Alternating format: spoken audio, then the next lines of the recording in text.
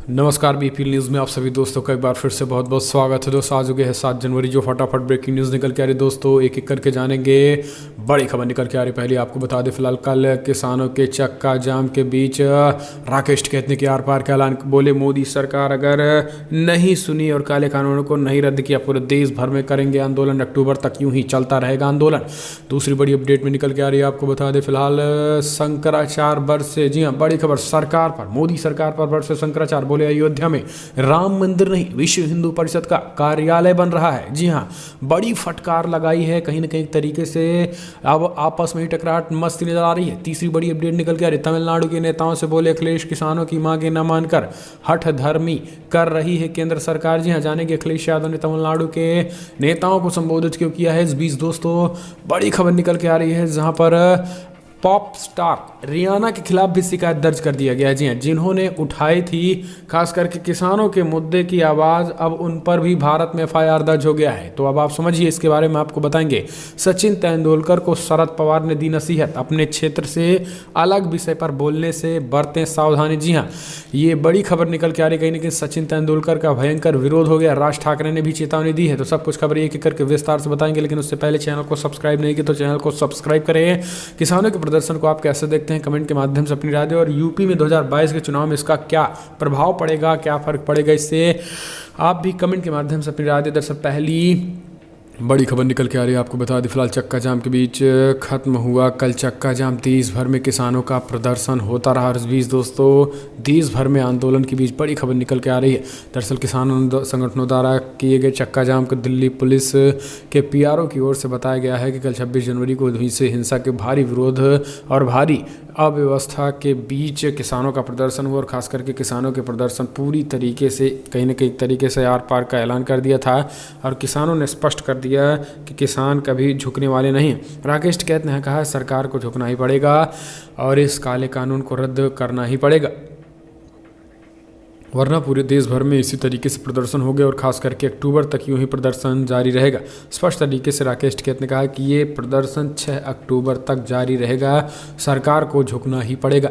इसके साथ ही ये बड़ा ऐलान हो गया। हम चलते हैं, अगली अपडेट लेते हैं। दोस्तों राम मंदिर के मुद्दे पर तमाम शंकराचार्यों ने खोला मोदी सरकार खिलाफ मोर्चा। कहा अयोध्या में राम मंदिर नहीं, विश्व हिंदू परिषद का कार्यालय बन रहा है। जी आपको बता दें, साधु संतों ने खोल दिया है योगी और मोदी के खिलाफ मोर्चा। अयोध्या में भगवान श्री राम का मंदिर नहीं बन रहा है, बल्कि आने वाले दिनों में वहाँ विश्व हिंदू परिषद का कार्यालय बनेगा। मंदिर वो बनाते हैं जो राम को जानते हैं, उन्होंने आराध्य मानते हैं, राम को महापुरुष नहीं मानते। ये बातें द्वारका शारदा पीठ के शंकराचार्य स्वामी स्वरूपानंद सरस्वती ने कही है। स्वामी स्वरूपानंद सरस्वती माघ मेले में मौनी अमावस्या स्नान के लिए शनिवार शाम प्रयागराज पहुंच गए। माना कामेश्वर मंदिर में उन्होंने तमाम मुद्दों पर पत्रकारों से अनौपचारिक बातचीत में अपनी राय रखी है। उन्होंने कहा है कि भगवा पहन लेने मात्र से कोई सनातन धर्म का नहीं मानता। प्रयागराज में 2 महापुरुषों के साथ भगवान राम की मूर्ति रखी गई है। भगवान राम महापुरुष नहीं, भगवान है। शंकराचार्य स्वामी महास्वरूपानंद ने श्री राम जन्मभूमि तीर्थ क्षेत्र ट्रस्ट के गठन पर भी सवाल उठाया है। उन्होंने कहा है कि इससे किसी भी व्यक्ति ऐसा नहीं है जो प्राण और प्रतिष्ठा कर सके। हमने जो ट्रस्ट बनाई थी उनमें हिंदू के प्रतिनिधि थे। इसमें शंकराचार्य के अलावा रामानंदाचार्य व अखाड़ों के सदस्य भी थे, लेकिन वर्तमान ट्रस्ट में ऐसे लोगों को रखा गया है जो प्राण प्रतिष्ठा क्या कराएंगे। हमारा लक्ष्य था कि वो आराधना का स्थल बने ना बने, वहाँ के आंदोलन की बातों को लिखा जाए, लेकिन इस तरीके से उन्होंने कहीं ना कहीं आंदोलन को दबाने की साजिश भी बता दिया है। हम चलते हैं, अपडेट लेते हैं। दोस्तों आपको बता दें फिलहाल यूपी उत्तराखंड में जाम ना होने की वजह से किसानों ने कहा ये ठीक नहीं था। यूपी और उत्तराखंड में भी जाम होना चाहिए था। केंद्र सरकार को 3 कृषि कानूनों के खिलाफ पिछले 2 महीनों से अधिक समय से प्रदर्शन कर रहे किसान संगठनों ने शनिवार को देशव्यापी चक्का जाम किया था। हालांकि यूपी और उत्तराखंड में जाम नहीं करने का फैसला हुआ था। इस फैसले को लेकर किसान आंदोलन के बीच मतभेद उभर आए हैं। दरअसल भारतीय किसान यूनियन के राष्ट्रीय प्रवक्ता राकेश टिकैत ने इन दोनों राज्यों में चक्का जाम नहीं करने की घोषणा भी की थी। अब किसान नेता दर्शनपाल सिंह ने इसे बिना सलाह मशविरा के जल्दबाजी वाला निर्णय करार दिया है। देशव्यापी चक्काजाम के बाद शनिवार को पत्रकारों से बातचीत करते हुए उन्होंने दावा किया कि पूरे देश में समर्थन मिल रहा है, जिसमें एक बार फिर से साबित हो गया है कि देश भर में किसान नए कृषि कानूनों के खिलाफ एकजुट हैं। हम चलते हैं अगली अपडेट लेते हैं। दोस्तों आपको बता दें, फिलहाल बड़ी खबर निकल के आ रही है। पॉप स्टार रिहाना के खिलाफ शिकायत दर्ज कराई गई है। जी हाँ, भारत में ये हालात हो चुके हैं। दरअसल जब से अंतर्राष्ट्रीय पॉप स्टार रिहाना के किसानों के समर्थन में एक ट्वीट किया गया, तब से यही भारत में कई संगठनों के निशाने पर आ गई हैं। रिहाना में कई जगह उनके खिलाफ पुतले फूंकने की घटनाएं भी सामने आई हैं। अब उनके खिलाफ भारत में एक और आधिकारिक शिकायत दर्ज की गई है। लीगल राइट्स नाम के एक एनजीओ ने national commission for protection of child rights में रिहाना के ब्यूटी फ्रॉड के खिलाफ एक शिकायत दर्ज करवाई है। लीगल राइट्स के विनय जोशी ने आरोप लगाया है कि फिलहाल रिहाना के फैंटी ब्यूटी नाम के प्रोडक्ट में झारखंड के मीका नामक पदार्थ का इस्तेमाल होता है। इसके उत्पादन से चाइल्ड लेबर में काम कराया जाता है। लीगल राइट्स ने इस मामले में चाइल्ड राइट्स कमीशन से जांच कराने की मांग की है। तो दोस्तों अब आप समझिए कि तमाम तरीके के उन मुद्दों को ढूंढ करके कहीं ना कहीं सरकार की खिलाफ और किसानों की सच्चाई के साथ देने पर उन पर शिकंजा कसा जा रहा है। हम चलते हैं अगले अपडेट लेते हैं। दोस्तों बड़ी खबर निकल के आ रही है। आपको बता दें, सचिन तेंदुलकर को शरद पवार ने दी नसीहत का अपने क्षेत्र से अलग विषय पर मत बोले। जी हाँ, इस बीच राज ठाकरे ने भी चेतावनी दी है। भारत रत्न सचिन हो या फिर लता, सरकार सियासी इस्तेमाल न करे। दरअसल क्रिकेट के भगवान कहे जाने वाले सचिन तेंदुलकर ने कुछ दिन पहले ट्वीट करके कहा था कि किसान आंदोलन में बाहरी ताकतों ने दखल अंदाजी नहीं करनी चाहिए। भारतीय ही भारतीयों के बारे में सोचने में सक्षम है। सचिन तेंदुलकर के इस ट्वीट पर अब सियासी घमासान छिड़ता नजर आ रहा है।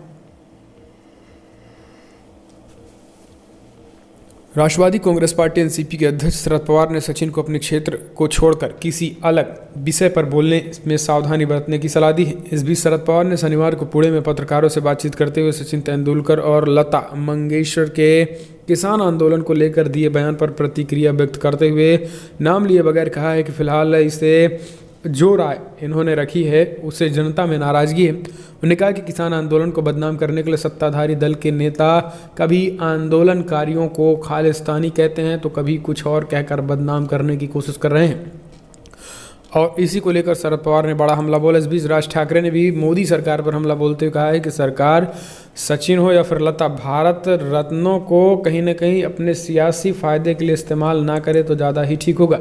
चलते हैं अपडेट बीजेपी की तरफ। कांग्रेस भी बनाएगी social media army, 5 lakh members की होगी तैनाती। दरअसल सोशल मीडिया पर बीजेपी की बढ़त को देखते हुए कांग्रेस भी जल्द ही सोशल मीडिया वॉरियर्स की आर्मी उतार सकती है। सोशल मीडिया पर बीजेपी की प्रॉपर आईटी सेल मौजूद हैं जो बीजेपी के लिए अलग अलग मुद्दों पर काम करती है, लेकिन डिजिटल प्लेटफॉर्म पर कांग्रेस की उपस्थिति बीजेपी के मुकाबले कम है। एक सूत्र ने इंडिया टुडे को बताया है कि सोमवार के दिन कांग्रेस पार्टी एक हेल्पलाइन नंबर और एक dedicated social media page launch कर सकती है, जिनमें 5 लाख सदस्यों को रिक्रूट किया जाएगा। लगातार 2 लोकसभा चुनाव की हार के बाद कांग्रेस सोशल मीडिया के महत्व को समझ रही है, जो लोगों के ओपिनियन बनाने में एक बड़ी भूमिका निभा रही है। पार्टी के पास जल्द ही 5 लाख मेंबर होंगे जो देश के कोने कोने में पार्टी का मैसेज पहुंचाने का काम करेंगे। इस काम को जमीन पर उतारने के लिए पार्टी जल्द ही 50,000 पदाधिकारियों को रिक्रूट करेगी, जिसकी मदद के लिए बाकी 4.5 लाख सोशल मीडिया वॉरियर्स भी होंगे। हम चलते हैं अपडेट लेते हैं। दोस्तों अखिलेश यादव ने बोला बड़ा हमला, तमिलनाडु के नेताओं से बोले अखिलेश किसानों की मांग न मानकर हठधर्मी कर रही है केंद्र सरकार। समाजवादी पार्टी के राष्ट्रीय अध्यक्ष अखिलेश यादव ने कहा कि किसानों की मांग न मानकर केंद्र सरकार की भाजपा सरकार हठधर्मी कर रही है। उन्होंने कहा है कि भाजपा ने अपने और किसानों के बीच दीवार खड़ी कर लोकतंत्र की मूल भावना को ठेस पहुंचाई है। सरकार जनता के लिए होती है, जनहित की उपेक्षा करने वाली सरकार जनता की नहीं हो सकती। अखिलेश ने शनिवार को ये बातें तमिलनाडु से आई नेताओं के समक्ष कही है। सपा मुखिया से कई जिलों में आए कार्यकर्ताओं और युवाओं से भेंट की है। उन्होंने सभी से सन 2022 की चुनौतियां तैयारी में जुट जाने का आह्वान किया है।